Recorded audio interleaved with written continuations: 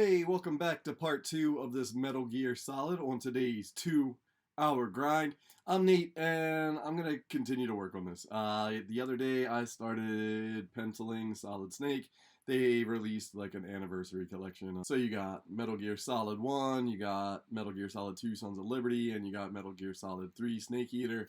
And I was like, man, I just haven't drawn a Solid Snake before. I know he's appeared in other games as well, but he was such a cool character. So I'm jumping back in. At this point in the pencils, I'm just going to keep cleaning up the pencils. My next step after cleaning up the pencils, and it'll be in the next video, is going to be markers. So light to dark with the marker. Black will be the final step, which will be the line work as well. So I want to kind of finish it and then block in some of these shadows a little bit more. And that's what I'm going to be working on today. Might be a little different from the end of last video. Since I work like closely in my studio a lot of the time, I end up just like touching it up in here and there when I'm just sitting around. I'm like, oh man, that looks a little off, so I like kept adding to it. So I'm gonna just continue to darken some areas with the pencils, finalize those pencil lines.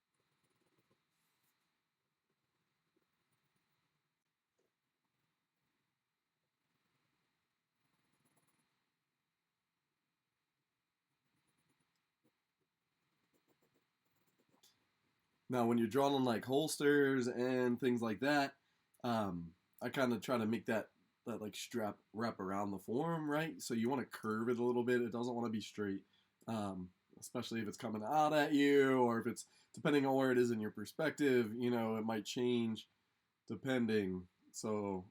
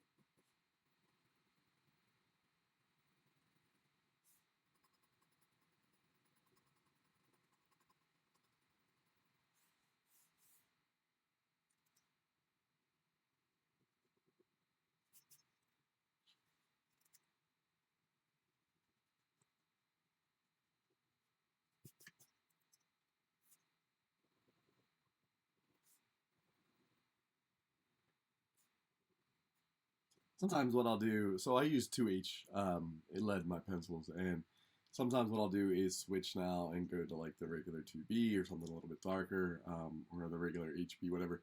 The regular pencil like that comes with the Bix HB. Yeah, it says it right on there, and I didn't look at it. So sometimes, so sometimes I'll switch over and do the HB that comes inside these big pencils instead of the 2H that I usually put in there. This one's still 2H, but I can only get so dark with it. I can't really get it as dark as you can with a different lead. However, it's all right that I don't get too dark anyway at this point, because I want to be able to build up the layers and the level of value right when I put the markers down too. So like loosely lay in the shadows with the pencil and make the value kind of go to the light on one side and then it gets darker as it comes up and around. And then I'll get light in the middle, get dark again, and then that's going to have that backlighting on the back side of his leg as well. That's the goal, at least for now.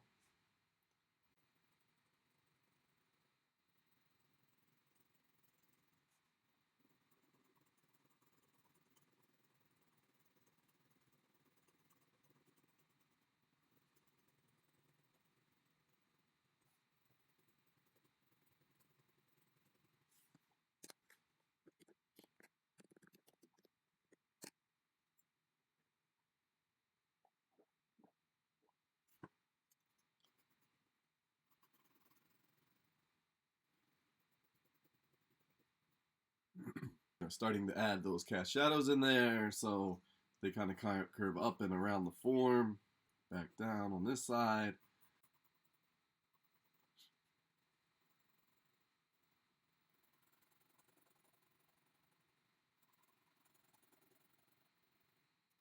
Kind of work on finishing or finalizing like the last details of the suit and things like that while I'm in here.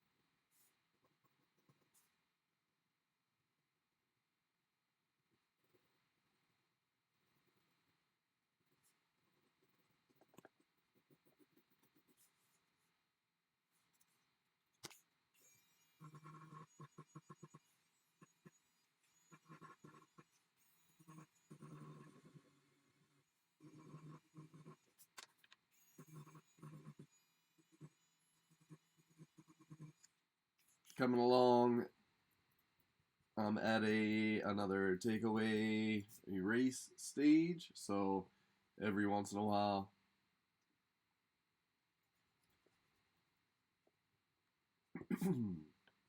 after I build up a bunch of layers of value, once I build up those layers of value, then I can go in and I subtract, right? I take away, I erase some stuff and try to build up the forms a little bit more, focus a little bit differently on the light sources, where things should be. Every once in a while, things are misaligned, and if something seems off, it's, you know, in your art or in my art, or like, sometimes I don't always see it. Sometimes we don't always see it. Sometimes, like, we're drawing at an angle, our angle that we're drawing at that day, and then when you look at it flat, the proportions are off and things are like that. So it's important to kind of try to set yourself up into a position. I'm kind of at an angle, so when I look at the screen, sometimes I'm like, "Ooh, that looks off in the screen," which is more flat because I have the camera, looking at it a little bit flatter. So I go back in and change things.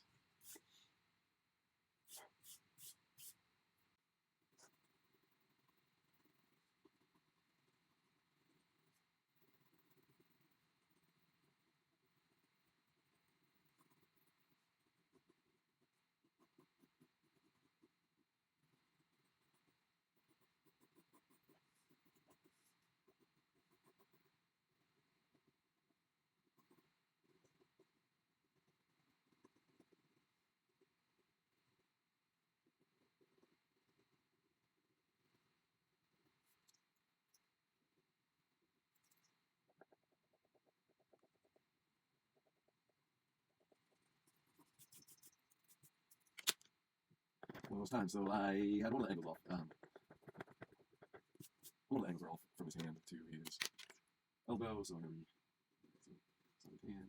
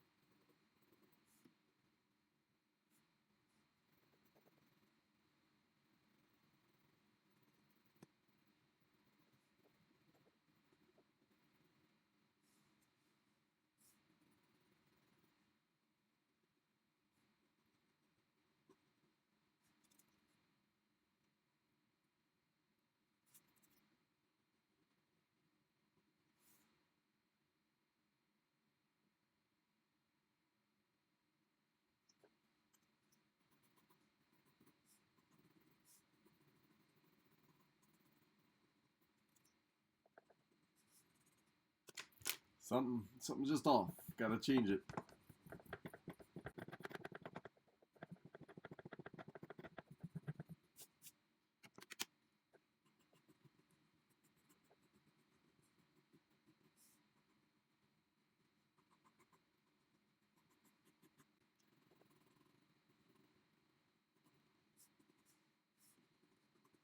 Kind of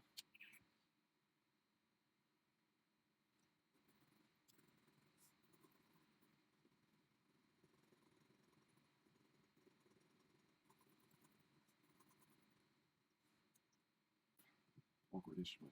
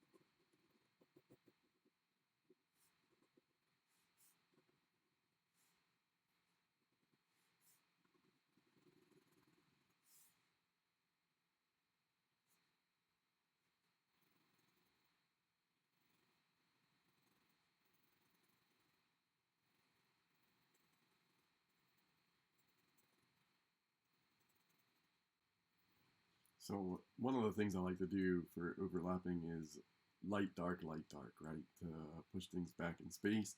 If you try to go dark, dark, dark, and even if you're going like different values, sometimes things blend together.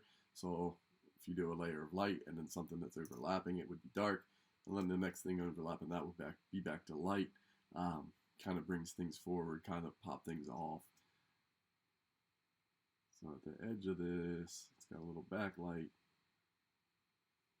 And then it goes into the shadow on the in-between, right? So it's got a little backlight, so it should pull it forward from that back and push the other one back behind it.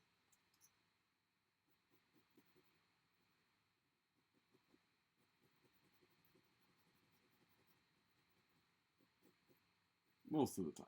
In theory and in practice, most of the time it works.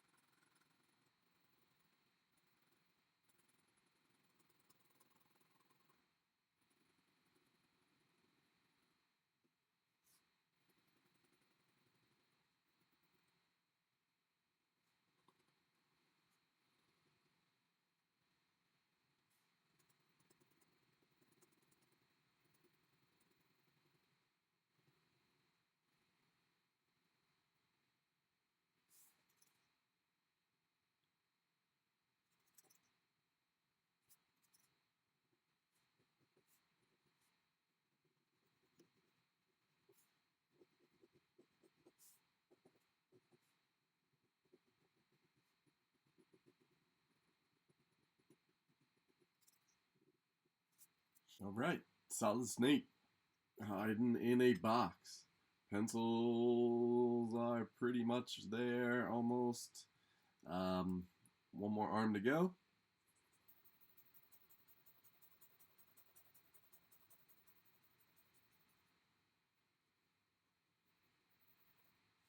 I will need to clean it up, but see at the end after I do even if I do the marker layers, I can still go in and erase pencil lines.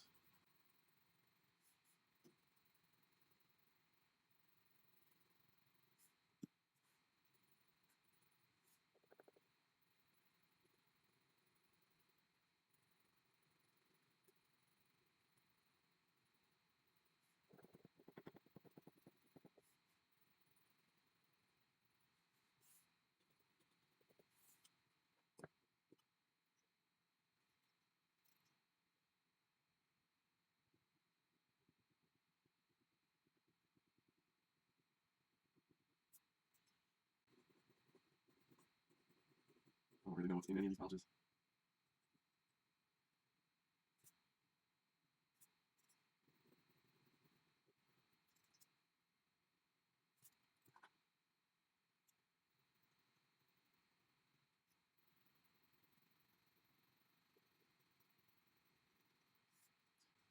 It's got some gun cast shadow on it.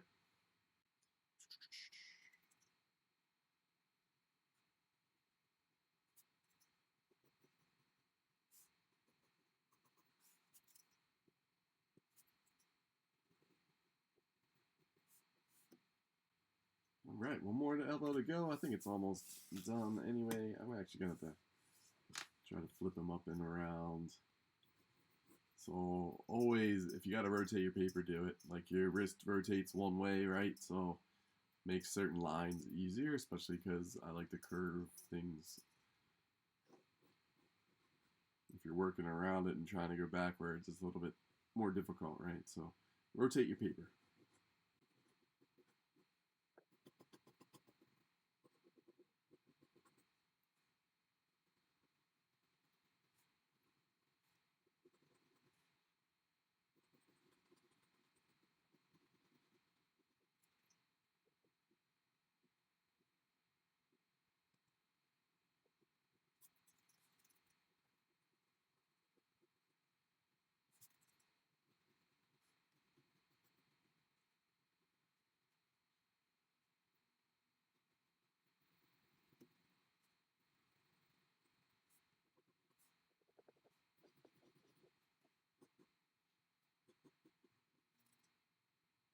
And sometimes, when I was talking about flipping the paper to help you with, the wrist rotation, sometimes it's good to look at it from a different perspective anyway. I don't always see everything that might be wrong with it at one time, right? So you're working so fine on one area and you're looking at that one area the whole time and you get it into that pose and then you look away, but then that hand doesn't match quite up to where you wanted it to be on the arm and things like that happen. And, when you step away from it or you look at it from a different angle, you can see it better than when you're sitting there staring at it for so long. I hope that makes sense, but it does happen and it does that trick works. That's why you see the digital artists like flip their work while they're painting it and things like that. And that's why I like looking at the computer screen because it's like a full picture of it.